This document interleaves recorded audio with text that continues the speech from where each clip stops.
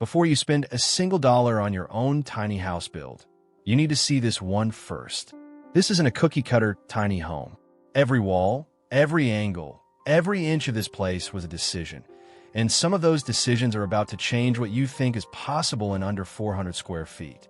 We've toured a lot of tiny homes. Most of them start to blur together after a while.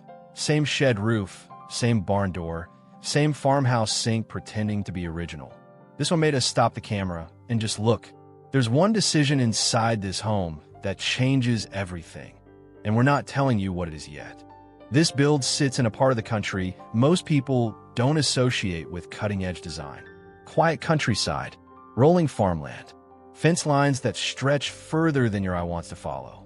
It's the kind of place where a build like this shouldn't exist, and that's exactly why it stands out. Surrounded by tradition instead of trend, this home isn't trying to fit in.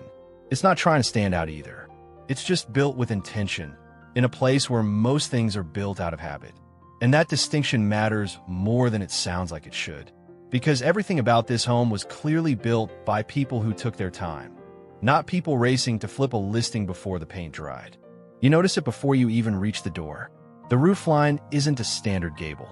It's closer to a butterfly shape, two angled planes meeting in the middle instead of peaking at the top. It's a small architectural choice on paper. In person, it changes the entire silhouette of the home, and it's probably nothing like what you pictured when you heard the words tiny house. The exterior is finished in clean white stucco, not the wood siding or the corrugated metal cladding you'd expect from a build like this. It gives the whole structure a softer, almost European feel, which reads as strange and then oddly perfect against the surrounding farmland. Wrapping around the back is a full outdoor deck, a grill, seating for more people than you'd expect a 400 square foot home to entertain, and beyond the railing, unobstructed views stretching out toward open fields. And none of it prepares you for what changes the second you step inside. This home wasn't designed by a firm.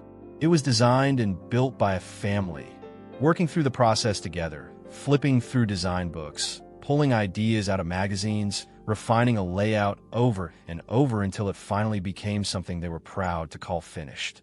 One decision stands out before you even step inside. There's no television anywhere in this home. Not tucked in a corner. Not mounted above a fireplace. Nowhere. That wasn't an oversight. It was intentional, a deliberate choice to build a space where guests actually disconnect and reconnect with each other, instead of defaulting to a screen the second the conversation runs dry. That single decision tells you almost everything about the philosophy behind this build, and we haven't even opened the door yet. This is exactly the kind of build we love breaking down here at Modern Luxury Homes USA. Not just showing you beautiful spaces, but the specific decisions that make small footprints feel this complete. If that's the kind of content you're here for, go ahead and subscribe. There's a lot more to this home we haven't gotten to yet. Step through the door, and the first thing that hits you isn't the size. It's the light.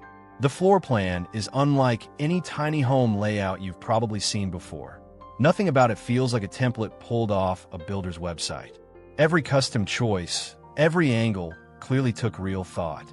And that's rare in this category, where so many builds start to blend together after you've seen a dozen of them on a Saturday afternoon scroll. For a second, you almost forget you're standing in a tiny house at all.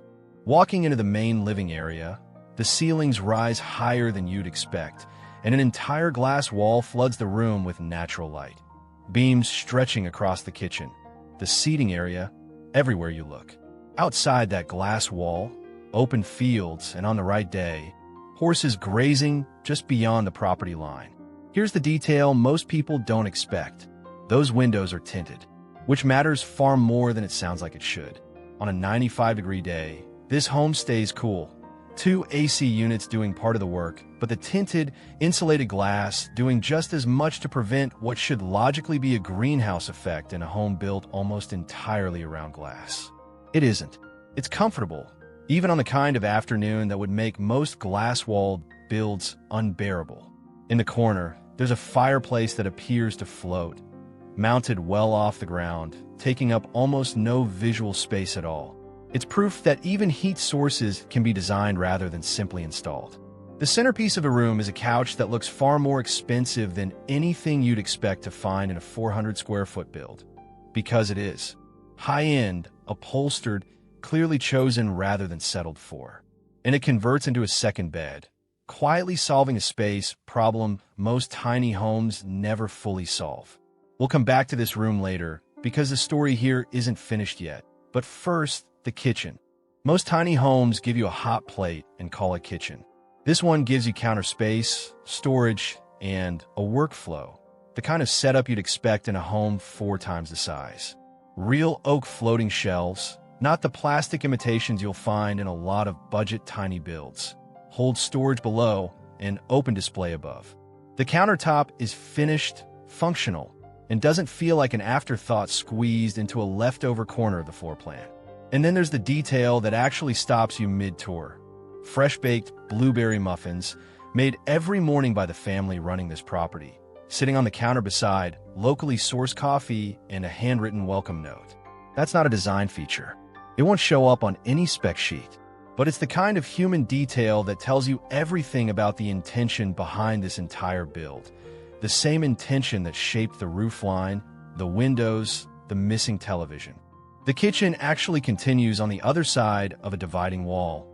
A second cooking element built directly into the counter, a mini fridge tucked below, a microwave mounted above. The wall divide isn't random. It's almost certainly there to support the loft bed frame above. A structural decision hiding in plain sight, doing double duty without announcing itself. One of the simplest, smartest details in the entire home sits just past it.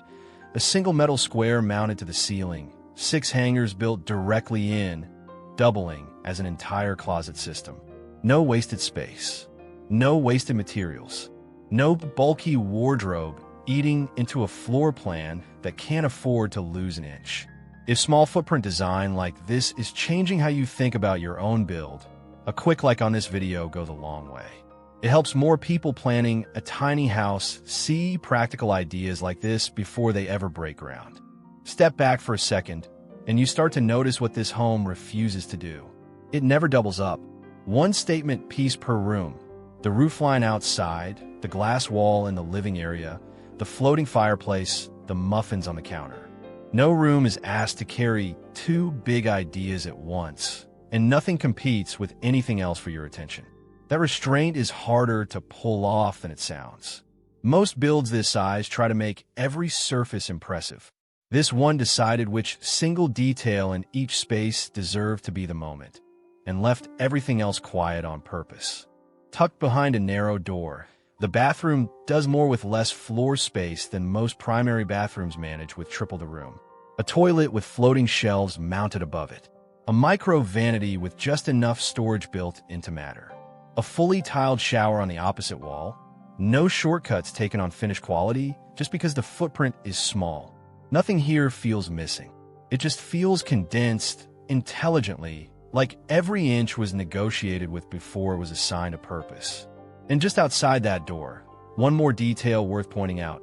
Built-in triangular storage tucked directly under the stairs, holding towels and extras without stealing a single inch of usable floor space. Climb the real wood stairs, solid, sturdy, nothing like the flimsy ladder you'll find bolted into a lot of tiny homes.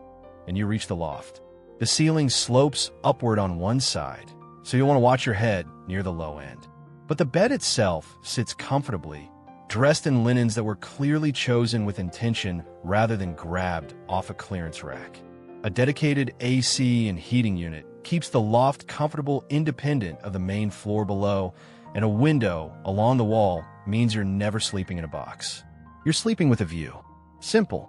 Calm. Exactly what a loft bedroom in a build like this should feel like. Nothing extra, nothing missing. The region surrounding this home is known for a slower pace of life.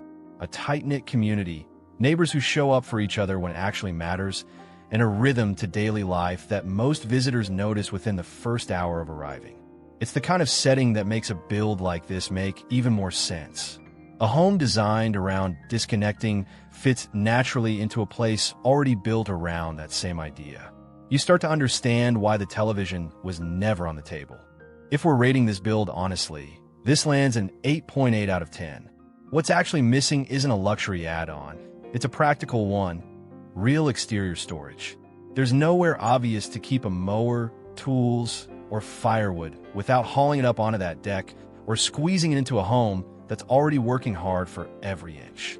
For a property surrounded by open farmland, that's a gap you'd feel within the first season, not just a nice-to-have left off a wish list. Everything else here was clearly solved for. This is the one thing that wasn't. If a build like this has you rethinking your own tiny house plans, the details here are worth studying closely. The layout, the material choices, the storage solutions tucked into corners you'd normally write off as dead space. All of it is translatable to your own project, regardless of your final square footage. You don't need 400 square feet and a butterfly roofline to borrow the thinking behind this home. You just need to ask the same question this family clearly asked at every turn. Does this decision earn its place?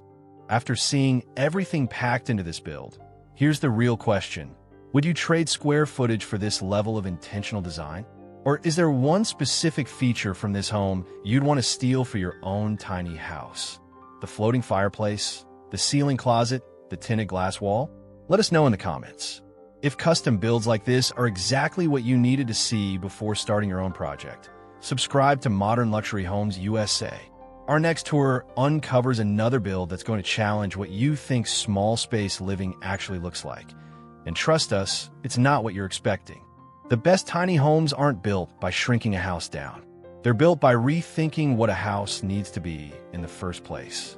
Floor plans, dimensions, construction details, pricing estimates, and design concepts discussed in this production are based on publicly available information and market research available at the time of production. Actual layouts, costs, finishes, and specifications may vary depending on location, builder, customization, and local building requirements. Always verify project details with qualified professionals before making construction or purchasing decisions.